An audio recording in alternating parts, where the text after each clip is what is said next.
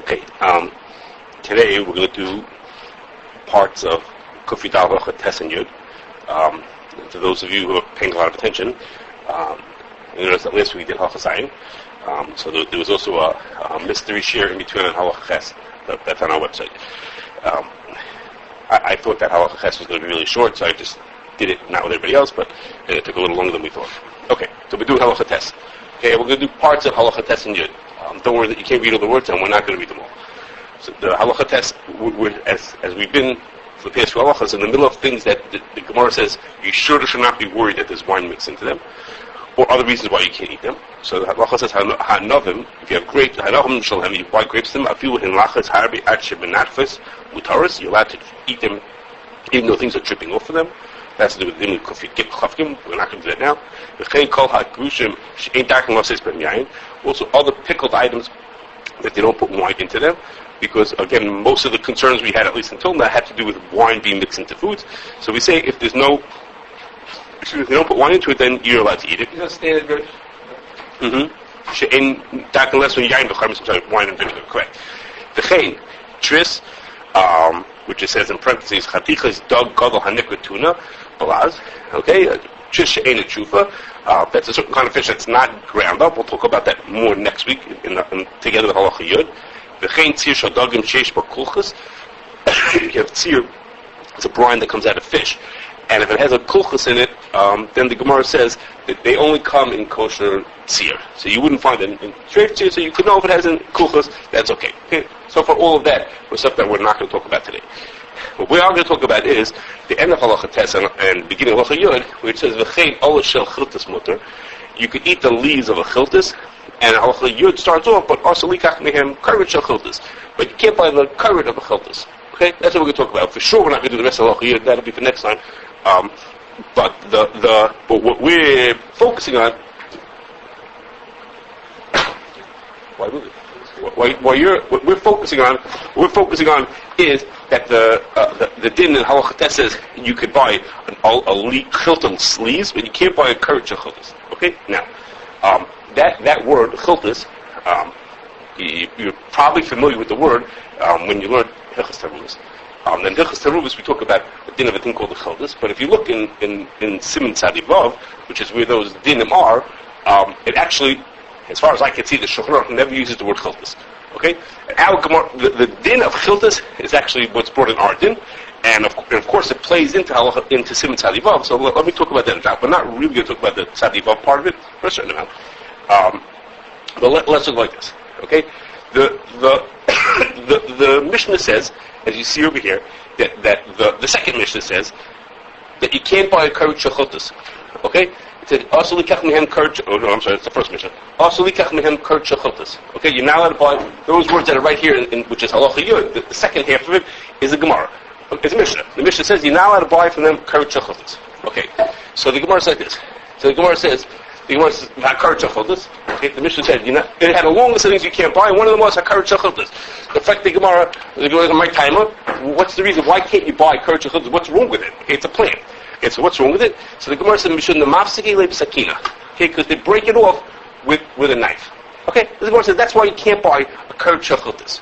Okay, so the Gemara has an obvious question on that. Okay, so the point is you can't buy it because they break it off with this knife, and the problem is that the knife is going to be treif. They're going to break it off with a treif knife. Okay, so in fact the Gemara, what are you talking about? But stam came in the Bnei Yomer. And if a kli is ein ben yomer, then the bleed that comes out of that doesn't make a treif. So effectively, what are you talking about? It's nice time with down. So they cut it with a treif knife. So what? Who cares that they cut the koret shel chiltis? Well, we'll find out soon what that is. But who cares that they cut a koret shel chiltis with a treif knife? But it's nice time of gam. That's the Gemara's kasha. Basically, after the Gemara, no. Agav chorfei de chiltisa. Since the chiltis has a sharp taste to it, it reawakens. It fixes up the shamnunis, assumed to be the bleed, the trait bleeds in the knife. So even though we have a regular rule that says net sound of gam is mutter, and stam ken ben yomer, so we assume that Goy's knife was ein ben yomer. Afal pikein, there's a din that when you cut the chiltis, it's mechayil l'shvach. Okay, it's mechayil l'shvach. Okay, this this Gemara that's here on the screen right here now, that is the Gemara that says that there's such a din that something can be Mechayel Yishrach. Okay, that you can have a bleeder that's nice on the Kam, but and it can be Mechayel Yishrach. Okay, this is the Gemara that says that.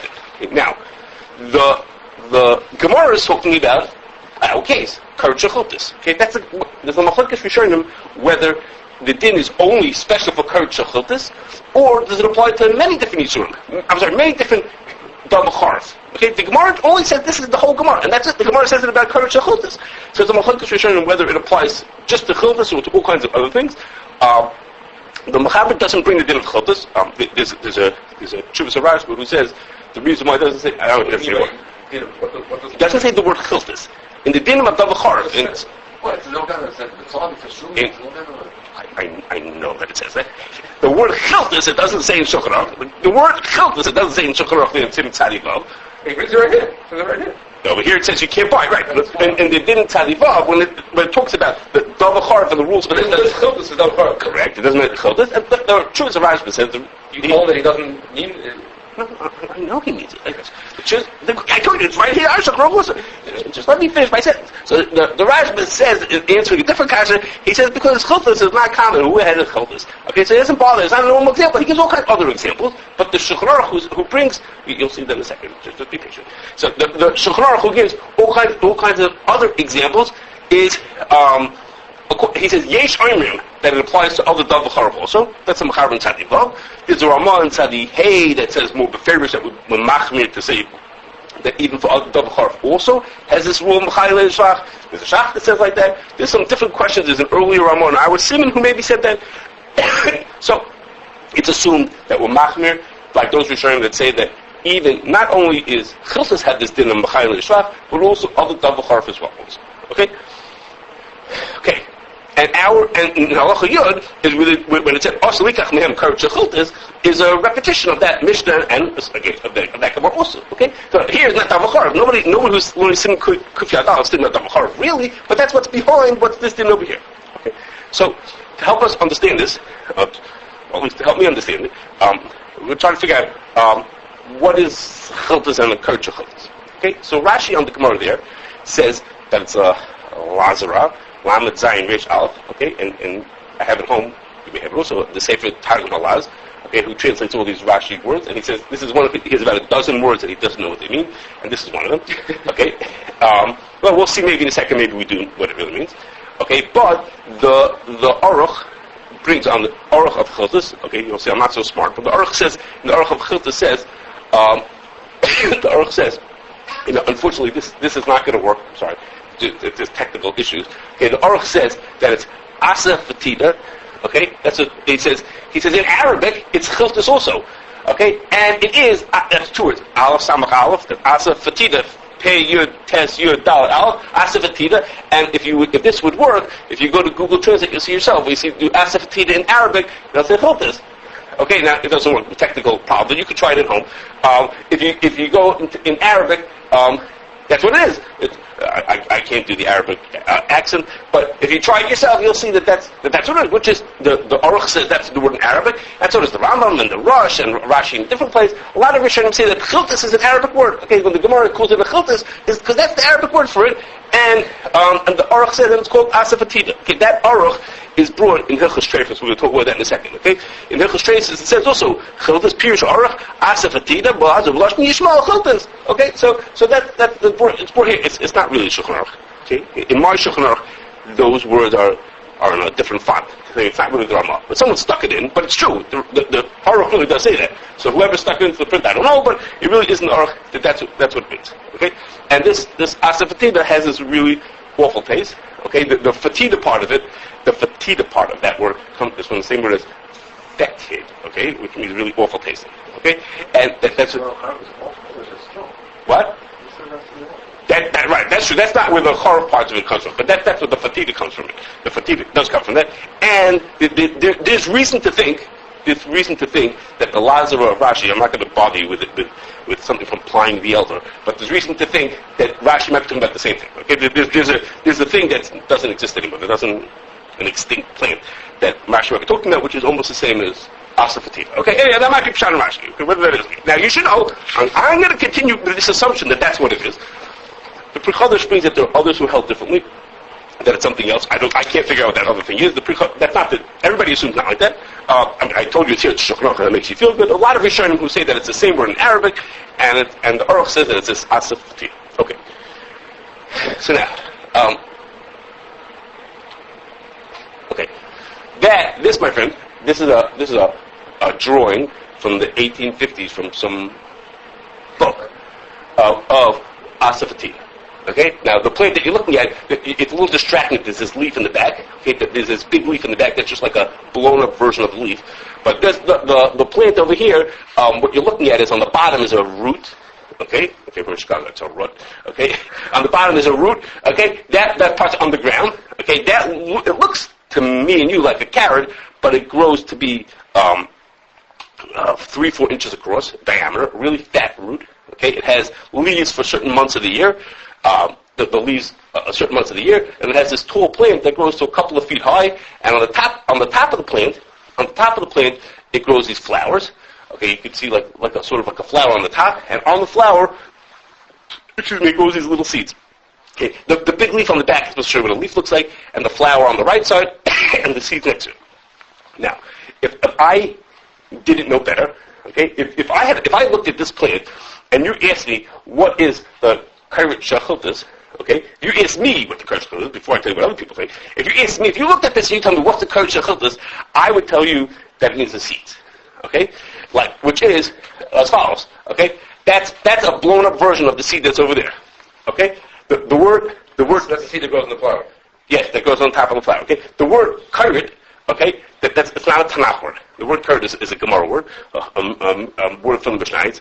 Okay, it's to me awfully sounds like the Greek very popular word, which is carrot. Okay, and the word carrot is not a random word. Okay, carrot is in the olden days there was a standard unit of measure called a carat, okay, which was a carob seed. Okay, these are carob seeds.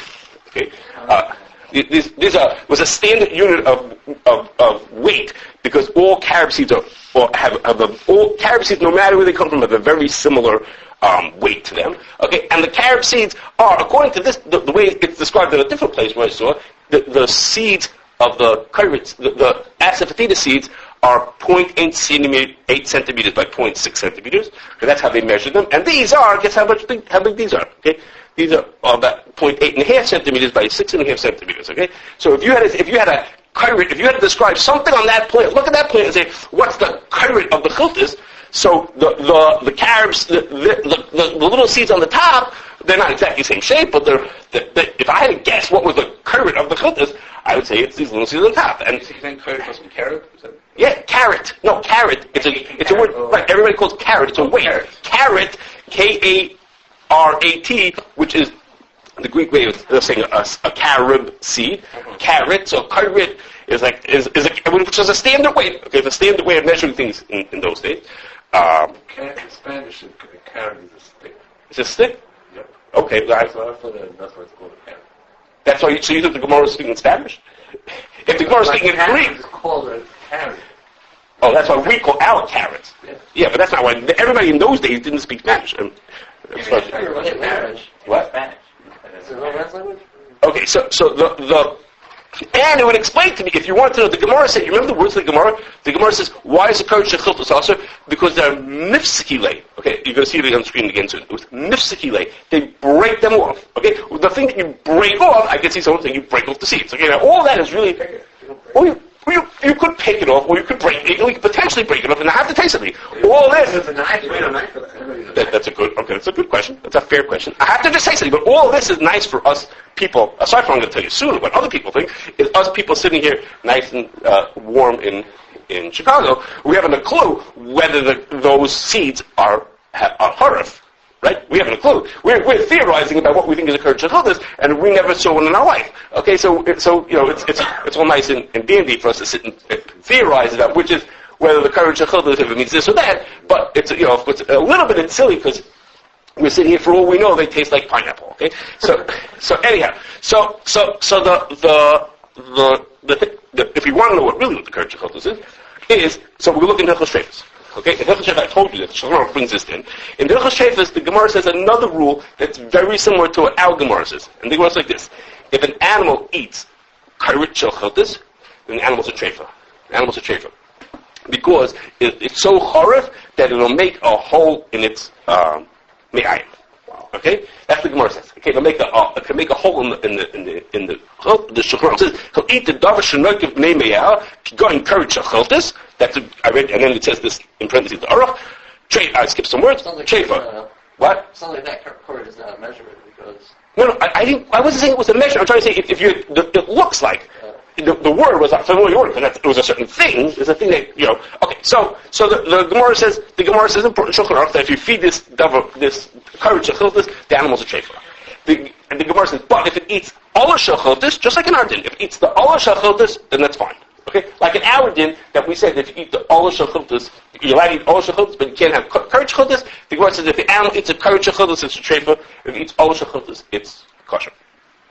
Okay, so there was a machlokes, Beis Yosef and Mabit about this thing. Okay, it seems that where they live, the animals at a certain time of the year would eat the leaves of certain plants. Okay, and the Beis Yosef held that the animals became a treifa because of that. So this plant was not a chiltis. Okay, the plant was not a chiltis. So one of the machlokes in that the Beis Yosef and the Mabit had was that the Mabit says, he says, I don't understand, what's the problem? The Gemara says it's a treifa if it eats chiltis. This is not chiltis. They knew what chiltis was, right? It's not like us guys who were looking at pictures from the 1800s. They knew what it was. He said, that's not a chiltis. So that's one machlokes. That's not negated to us. What they argued about that part is not negated to us.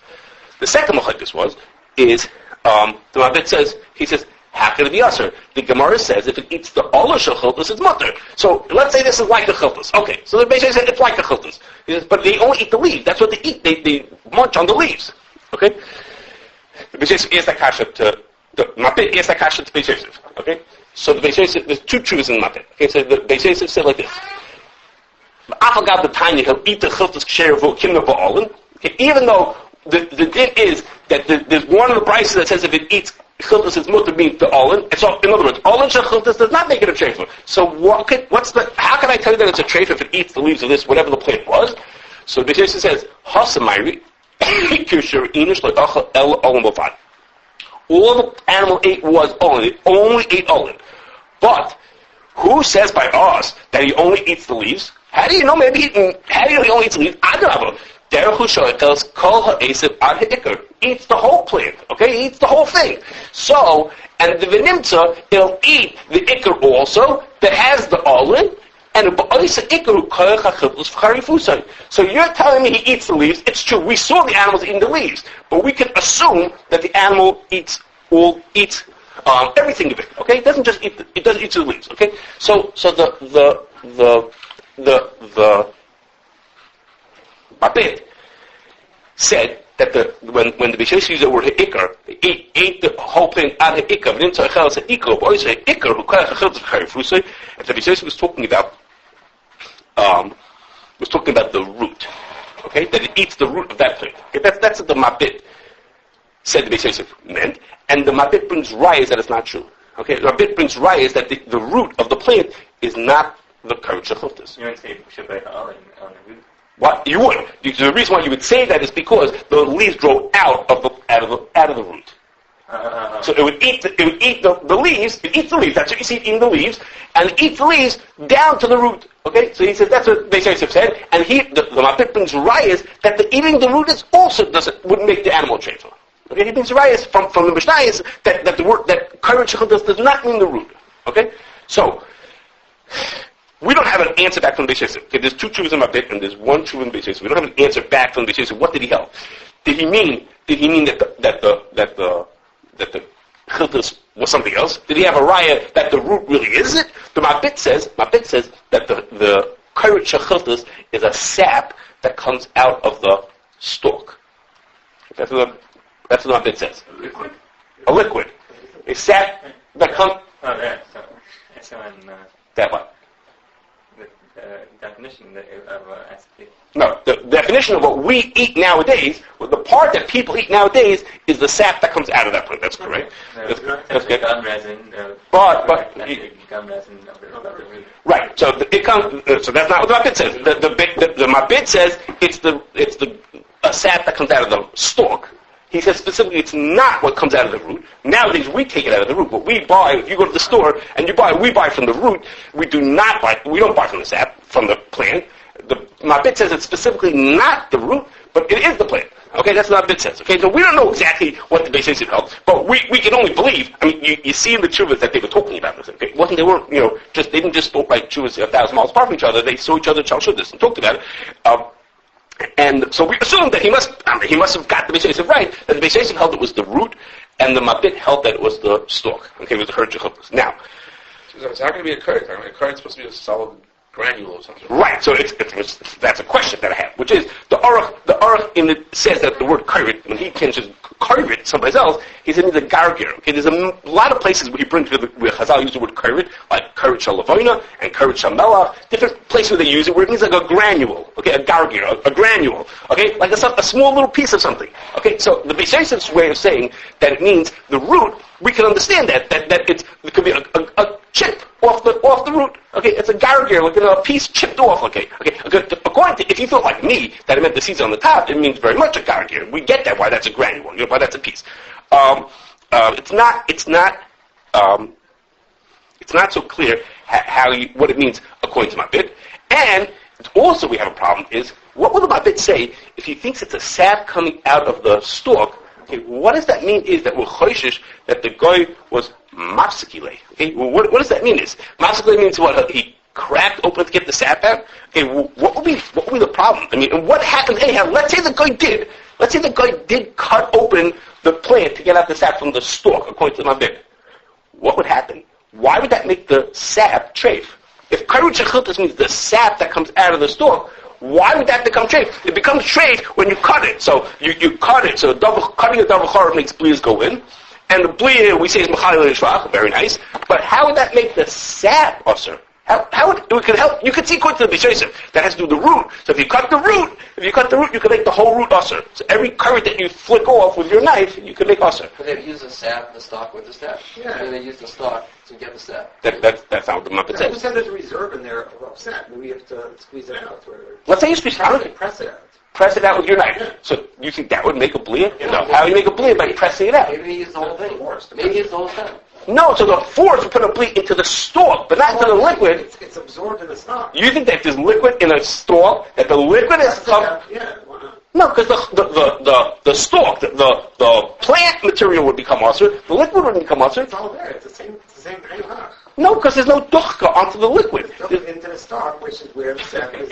I don't get that. If you're using the whole stem, right? Let's say the flavor's in the sap, but you can't extract the sap, so you just put the whole thing in. So now you're cutting. That's how the Gemara said is you break it, mifskile. I know what mifskile means going to right, but then you don't mean that you take out a sap. You don't take the whole plate. Take this. The sap that absorb the material. You're asking that the sap does, right? If it's sap stored up and it pours out, I hear you. But if okay. It's stored into the material and you cut it and you squeeze the material, it's awesome. Could you think you get some pieces, some flakes of material into it? No, I'm not going to get flakes of material because it's if I cut a carrot with a knife and I get a little carrot juice there, the carrot juice does it. You say because the blee is really in the stalk itself, and then part of the stalk is like I squeezed the juice out of it. Okay, maybe that's it. Okay. I'm not such a believer, but okay. I have a hard time. Again, they're not talking about our din from Kufidal, which is really the Gemara. They're talking about this din in Hilchos Treifas. Okay, I'm just connecting it to our din over here and saying, well, after you explain to me what the courage is in this case, how are we going to translate that back to our case? Okay, this is a different Gemara. Okay, the Gemara Treifas is not our Gemara. Okay, here was my question. Okay, fine. Okay, so we have this machlokes mabit and Beverages. Where is the Koret shechiltis? Either it's the mabit says it's in the stalk, the Beverages says that it's in the root. Okay, and us geniuses from Chicago, we would have guessed it. We were a different piece. Okay, but again, mabit and Beverages says that's not what's going on. Okay, that's the Koret shechiltis. That's the part that you're not allowed to eat. Okay, then the other Mishnah other Mishnah says, a second Mishnah says, you're allowed to buy the Aalin shel Chiltis. Okay, that's halachates. Halachates in this one. Halachates, that said was, you're allowed to buy, V'chein Aalin shel Chiltis mutter. You're allowed to buy the Aalin shel Chiltis. Okay, so the Gemara says it's so posh that you're allowed to buy the Aalin shel Chiltis, that the Gemara, it's a cheat. The Gemara even asks, why bother telling me that you're allowed to buy Aalin shel Chiltis? Of course you buy Aalin shel Chiltis, I guess, because you rip off the leaves by hand, you don't cut the leaves off. The Gemara says it's posh. It's not hard. What? It's not hard. Oh, because it's not harv. Okay, so For the animal. Okay, you might be right. I don't know why I have this impression that maybe I'm making it, or maybe it was Rashi. I don't remember who said this. I don't remember. Okay, so let's say because it's not harv. So the Gemara says no. Okay, so the Gemara says no. That's not what the Gemara says. The Gemara says is no. The Gemara that's what I remember. The Gemara says it's pashut, and for the Gemara, you would have thought that maybe we should be choishish that the guy. No, okay, back up. Okay. So the Gemara, no, it's not a right to you. So a right against you. So the Gemara says it's talking about is that the Aalin have a Koret keratin, many Korets, keratin on them also. And so now that you have an Aalin with keratin, you should be choishish maybe that Koret shel Chiltis was cut off with a knife. The Gemara says don't be choishish, it just fell off by itself. Okay, that's what the Gemara says. Okay. The Chiddush of the Mishnah is you're allowed to buy the Aalin shel Chiltis is talking about that the Aalin shel Chiltis have some keratin on them also. Okay. So we know what the Aalin shel Chiltis is. Okay, if we look at this plant, it's obvious what the Aalin are. Okay, those are the leaves growing out of the bottom. They grow for a few months of the year. It's funny because in the Chuvah, in the Beis Yosef, it was a similar plant. Obviously, it was a similar plant, and it grew at certain times of the year. And the reason why they had a shayla, part of the back and forth was it grew during certain times of the years. And whenever animals would eat it, it was easy to be machmir and not keep it as kosher, save it as a treifa, because they would sell it to the goyim. Okay, the problem was that one year, Ramadan came out during the months that those plants were growing. So the Kohen wouldn't buy any meat from them, because the Arabs wouldn't eat any meat then. So then it became a shayla for a Yid. The Yidden were going to lose money if it was a treifa. Okay? So the machlokes about whether the animal was a treifa became a more serious shayla for them. I don't know. I'm not an expert. Okay, so the first 40 days, right? No, I don't know about eating the meat. Okay, guys, I don't know what to tell you. You could. Maybe they have different shittas than I. This is not talk to our Arabic neighbors. Okay, so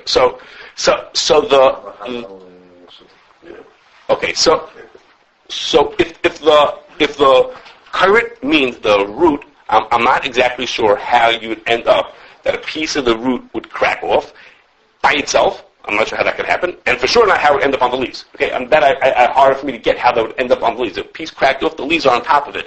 So I guess it could somehow that could happen. You pull out the leaf, it comes out with a little bit of the root. I mean, you pull it out, yank it out, and some root comes down also. Okay, that could be. I'm not sure either on the mapit side. The mapit side, it's easier for me to hear the mitzvah, so what happened, which is some of the sap fell out, right? You'd find some of it on there. I'm not sure why you'd call that keratin. Okay, It comes out in like resin. Yeah, it would drip out like beads. You mean so like little pieces. Yeah. So you found a bunch of beads. Okay, so maybe I